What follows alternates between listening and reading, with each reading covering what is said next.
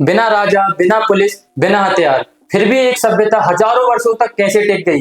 हड़प्पा में शासन शोर से नहीं बल्कि शांति से चलता था। So hello everyone, this is Mayank and you are welcome to future education.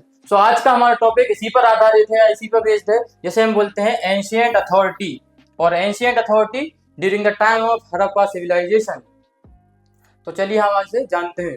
तो कोई एंशिएंट अथॉरिटी, तो जैसा कि हमने हड़प्पा सभ्यता में देखा कि हड़प्पा सभ्यता एक बहुत ही विकसित और अर्बन सभ्यता हुआ करती थी। तो क्या इसी सभ्यता को चलाने के लिए कोई सेंट्रल अथॉरिटी हुआ करती थी, या कोई इस समय पे कोई एम्पायर हुआ करता था, या कोई रूलर इस पे रूल कर रहा था? तो क्या हमें इस सबके भी एविडेंस हमें हड़प्पा सभ्यता से मिले हैं? तो हम इसके बारे में इस टॉपिक में जानेंगे।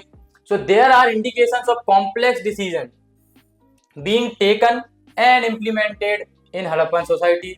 तो हड़प्पन सोसाइटी हम देखते हैं कि कुछ कॉम्प्लेक्स डिसीजन लिए गए हैं या लोगों के द्वारा निर्णय लिए गए हैं जो कि इस हड़प्पा सोसाइटी में इम्प्लीमेंट किए गए हैं। Take for instance the extraordinary uniformity of the Harappan artifacts as evident in pottery, seals, weights and bricks. तो जैसा कि हमने देखा कि हड़प्पा सभ्यता के वेट्स, ब्रिक्स, जो ईंटें हुई, जो सील्स हुई, मोहरें हुई, जो पॉटरी, बर्तन वगैरह, मटके वगैरह हुए, ये बिल्कुल यूनिफॉर्म पैटर्न पे सब जगह एक समान मिलते हैं। सारी हड़प्पा सभ्यता की जितनी भी साइट्स हैं, हर जगह से हमें देखने को मिलता है कि सभी बिल्कुल एक ही प्रकार से यूनिफॉर्म तरीके से बने हुए हैं।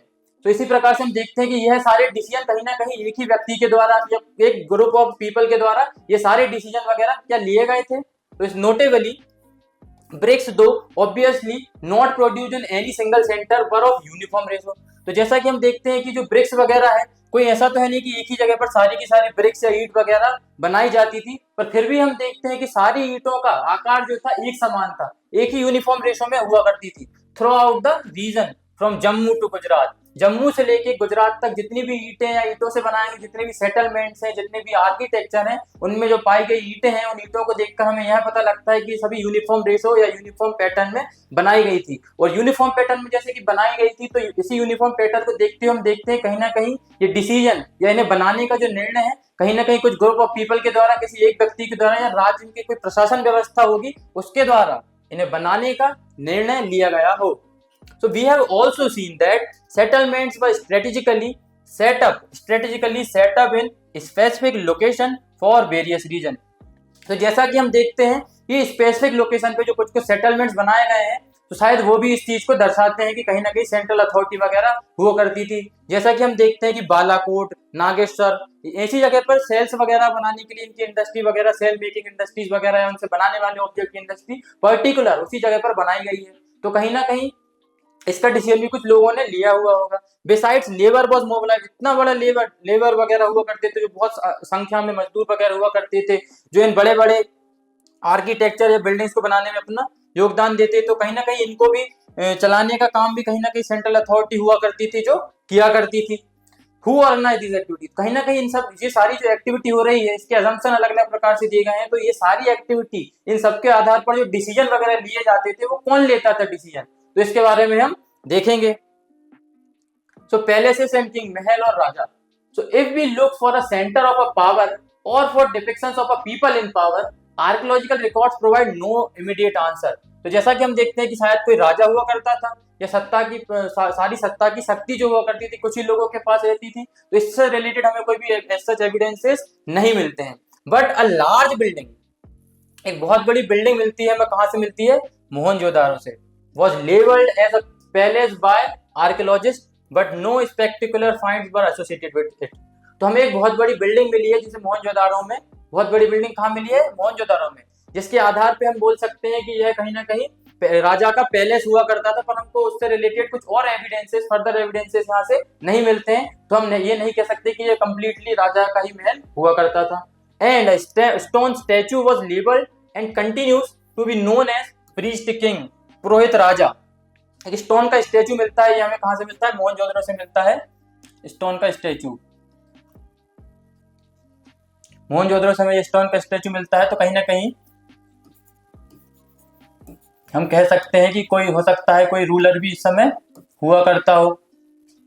So this is because archaeologists were familiar with Mesopotamian history and it's priest king and have found parallels in Indus region। तो जैसा कि हम देखते हैं कि मेसोपोटामिया की हमने इस प्रकार से मेसोपोटामिया सभ्यता की स्टडी की, वहां पर भी कोई जो उनका रिलीजियस लीडर हुआ करता था वही उसका वहां का प्रशासन या शासन चलाता था। इसी प्रकार हमने जो प्रीस्ट किंग की हमें जो यहाँ से आइडल या जो मूर्ति वगैरह मिलती है, उसी के आधार पर हम कहते हैं कि हमारे भारत में जो हड़प्पा सभ्यता हुआ करती थी वह भी कहीं ना कहीं पुरोहित राजा या प्रीस्ट किंग जैसे लोगों के द्वारा चलाई जाती थी। But as we will see the ritual practices of Harappan civilization are not well understood yet nor are there any means of knowing whether those who perform them as held political power। ये सारी activity हमने जैसा कि हड़प्पा सभ्यता में जितनी भी activity हुई, जितने भी अलग अलग प्रकार के आर्किटेक्चर देखने को मिले, रिचुअल प्रैक्टिसेस मिली, उनके आधार पर हम यह नहीं कह सकते कि कोई ना कोई यहाँ पे एक पॉलिटिकल पावर हुआ कर सकती थी। तो इसके आधार पर हम यह नहीं कह सकते कि कोई एक सेंट्रल अथॉरिटी या किंग वगैरह हुआ करता था। तो आगे देखते हैं। Some archaeologists are of the opinion that Harappan society had no ruler। अब कुछ आर्कियोलॉजिस्ट ने कहा कि यहाँ कोई भी रूलर नहीं हुआ करता था, and that everybody enjoyed equal status. और सबके पास क्या इक्वल स्टेटस हुआ करता था, सब एक समान थे, कोई भी एक रूलर नहीं हुआ करता था। तो आर्कियोलॉजिस्ट ने फर्स्ट अजम्पशन ये दिया।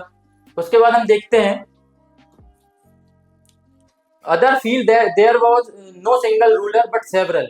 और कुछ आर्कियोलॉजिस्ट ने कहा कि कोई एक सिंगल रूलर नहीं था बल्कि सेवरल रूलर्स हुआ करते थे अलग अलग क्षेत्रों में। कालीबंगन का एक रूलर हो गया, लोथल का एक रूलर हो गया, मोहनजोदड़ो का एक, हड़प्पा का। इसी प्रकार से ऐसे हर जगह के एक सेपरेट रूलर्स वगैरह हुआ करते थे।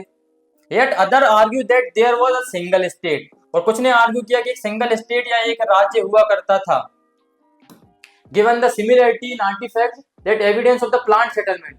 उससे यह एविडेंस मिलते हैं कि जैसे देखा कि प्लांट सेटलमेंट हुआ करता था, जो ब्रिक्स मिलती है उसका रेशो स्टैंडर्डाइज था, and the establishment of settlement near the resources of raw metal. हमने देखा कि जो सेटलमेंट्स वगैरह हुए थे जहां पर हमें रॉ मटेरियल के सोर्सेस उपलब्ध थे, जैसे कि हमने देखा नागेश्वर, बालाकोट, लोथल, चनुद्रो, वहीं पर वो रॉ मटेरियल जैसे कि खेतरी वगैरह राजस्थान में, वहां पर हमने अलग अलग जगह हमारे सेटलमेंट्स बनाए। तो इन सेटलमेंट्स को बनाने के लिए कोई ना कोई डिसीजन लेने वाला होता होगा। इसी प्रकार से हम ये कह सकते हैं कि एक सिंगल स्टेट वगैरह भी हुआ होगा उस समय। It is likely that the Harappan practice some sort of democratic system. इससे यह पता लगता है कि हड़प्पन पीपल में कहीं ना कहीं डेमोक्रेटिक सिस्टम हुआ करता था या डेमोक्रेसी हुआ करती थी, जिस प्रकार हम वर्तमान भारत में देखते हैं कि हमारे यहाँ भी डेमोक्रेसी या लोकतंत्र स्थापित है, जहाँ लोग मिलकर चुनाव के द्वारा अपने लीडर है जो अपने स्टेट का या अपने देश का जो लीडर है उसका चुनाव करते हैं। Some of the structure with their given features were created apparently for the utilitarian purpose। कुछ स्ट्रक्चर हम देखते हैं जो यूटिलिटेरियन पर्पस है, हमारी उपयोगिता के लिए उपयोग किए जाते थे। So with this we have completed our session। तो जैसा कि हम वर्तमान में देखते हैं कि पावर का मतलब जोर जबरदस्ती से है, उसके ही विपरीत हड़प्पा सभ्यता में अनुशासन और प्रशासन जो उनका था वो सामंजस्य से चलाया जाता था। So with हमारा सेशन आज का कंप्लीट होता है। So thank you very much and don't forget to like, share and subscribe। Thank you very much।